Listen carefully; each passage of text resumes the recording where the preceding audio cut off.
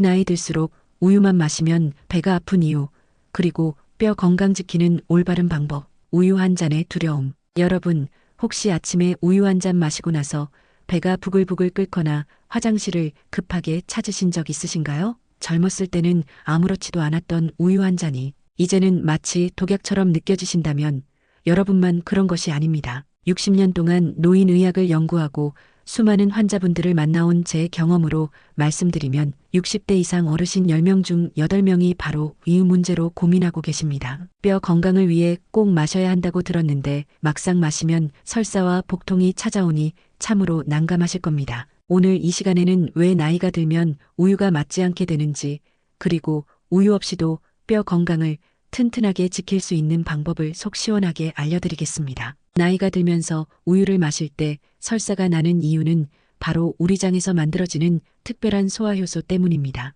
우유에는 유당이라는 성분이 들어있는데 이것을 분해하려면 유당분해 효소가 필요합니다. 그런데 문제는 나이가 들수록 이 효소를 만드는 능력이 점점 떨어진다는 것입니다. 아기 때는 엄마 젖을 먹어야 하니 이 효소가 풍부하게 만들어지지만 성인이 되고 특히 60대를 넘어가면서는 효소 생산량이 젊었을 때의 절반도 안 되는 경우가 대부분입니다. 제 환자 중 한 분이셨던 김할아버지는 평생 우유를 좋아하셨습니다. 그런데 70세가 되시면서부터 우유만 드시면 배가 아프고 설사를 하셨습니다. 처음에는 우유가 상한 줄 알고 다른 브랜드로 바꿔보기도 하시고 유통기한을 꼼꼼히 확인하기도 하셨습니다. 하지만 결국 문제는 우유가 아니라 할아버지의 몸이 변한 것이었습니다. 유당분해 효소가 부족해진 상태에서 우유를 마시면 소화되지 않은 유당이 대장으로 내려가고 그곳에 있는 세균들이 유당을 발효시키면서 가스와 설사를 일으키는 것입니다. 서양 의학에서는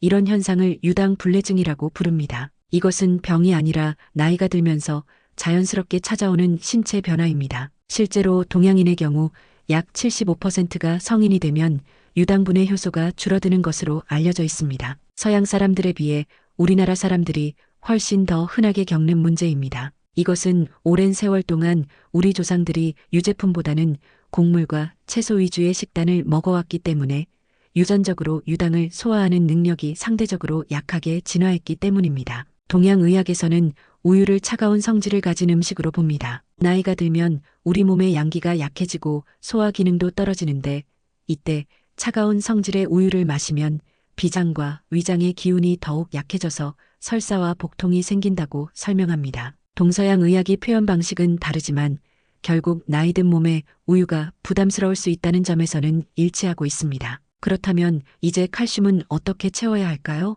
많은 분들이 우유를 못 마시면 뼈가 약해질까봐 걱정하십니다. 하지만 안심하셔도 됩니다. 우유 말고도 훌륭한 칼슘 공급원이 많이 있습니다. 첫 번째로 멸치와 뱅어포 같은 작은 생선을 추천드립니다. 뼈째 먹는 생선은 칼슘의 보고입니다. 멸치 한 줌이면 우유 한 잔에 맞먹는 칼슘을 얻을 수 있습니다. 또한 생선에는 비타민 D도 풍부해서 칼슘 흡수를 도와줍니다. 두 번째는 두부와 콩입니다. 두부 반 모만 드셔도 상당한 양의 칼슘을 섭취할 수 있습니다. 우리나라 전통 식단에서 빠지지 않던 된장찌개, 순두부찌개가 실은 뼈 건강을 위한 최고의 음식이었던 것입니다. 콩에는 식물성 단백질도 풍부해서 근육 건강에도 도움이 됩니다. 세 번째는 채소입니다. 특히 시금치, 케일, 브로콜리 같은 녹색 채소에 칼슘이 많이 들어 있습니다. 김이나 미역 같은 해조류도 훌륭한 칼슘 공급원입니다. 우리 어머니 세대가 미역국을 자주 끓여 드셨던 것도 다 이유가 있었던 것입니다. 그렇다면 구체적으로 어떻게 먹어야 할까요? 60년 임상 경험을 바탕으로 실제로 효과를 본 환자분들의 식단을 소개해 드리겠습니다. 아침에는 멸치를 넣은 된장찌개와 김 한 장, 그리고 계란 하나를 드시면 좋습니다. 된장찌개에 두부와 멸치에서 칼슘을 얻고 계란과 김에서 비타민 D와 단백질을 보충할 수 있습니다. 점심에는 시금치나물과 생선구이를 곁들인 정식을 드시고 저녁에는 두부 요리나 콩비지찌개를 드시면 하루 필요한 칼슘을 충분히 채울 수 있습니다. 제 환자분 중 박 할머니는 이런 식단으로 2년을 드셨더니 골밀도 검사에서 놀라운 결과가 나왔습니다. 우유를 전혀 드시지 않았는데도 또래 평균보다 뼈가 더 튼튼해진 것입니다. 할머니는 매일 아침 멸치볶음을 드시고 점심과 저녁에는 두부와 채소를 꼭 포함시키셨습니다. 거기에 날씨 좋은 날은 30분씩 걷기 운동을 하셨습니다. 햇빛을 쏘이면 우리 몸에서 비타민 D가 만들어지거든요. 해시태그 그래도 우유 맛이 그리우시거나 유제품을 드시고 싶으신 분들을 위한 방법도 있습니다. 유당분의 효소가 부족하다면 이미 유당이 분해된 제품을 선택하시면 됩니다. 첫째, 유당이 제거된 우유 제품이 시중에 나와 있습니다. 이런 제품은 유당 불내증이 있어도 편하게 드실 수 있습니다. 둘째, 요구르트나 치즈 같은 발효 유제품은 발효 과정에서 유당의 상당 부분이 이미 분해되어 있어서 일반 우유보다는 소화가 잘 됩니다. 셋째, 우유를 조금씩 나눠서 마시는 방법도 있습니다. 한 번에 많이 마시면 부담이 되지만 하루에 여러 번 나눠서 조금씩 마시면 괜찮은 경우도 있습니다. 하지만 가장 중요한 것은 무리하지 않는 것입니다. 우유가 맞지 않는다면 억지로 드실 필요가 전혀 없습니다. 앞서 말씀드린 것처럼 우유 없이도 충분히 뼈 건강을 지킬 수 있으니까요.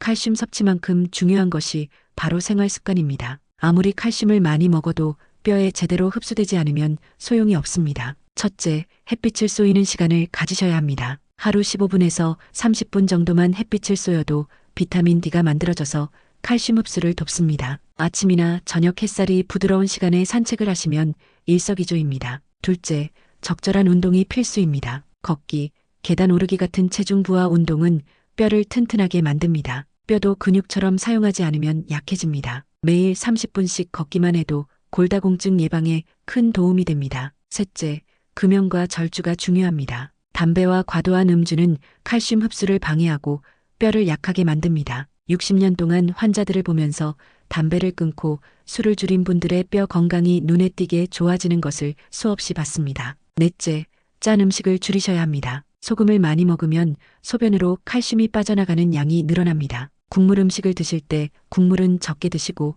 김치도 너무 짜지 않게 담가 드시는 것이 좋습니다. 여러분, 우유 때문에 설사를 하신다고 해서 걱정하실 필요 없습니다. 그것은 여러분의 잘못도 병도 아닙니다. 나이가 들면서 자연스럽게 찾아오는 몸의 변화일 뿐입니다. 중요한 것은 우리 몸에 맞는 방법을 찾는 것입니다. 오늘 말씀드린 내용을 정리하면 이렇습니다. 우유가 맞지 않으면 억지로 드실 필요가 없습니다. 대신 멸치, 두부, 녹색 채소, 해조류 같은 우리 전통 식재료로 충분히 칼슘을 채울 수 있습니다. 거기에 매일 햇빛 쏘이며 걷기 운동을 하시고 담배와 술을 줄이시면 뼈 건강은 걱정하지 않으셔도 됩니다. 지금 당장 오늘 저녁 식단부터 바꿔보시는 건 어떨까요?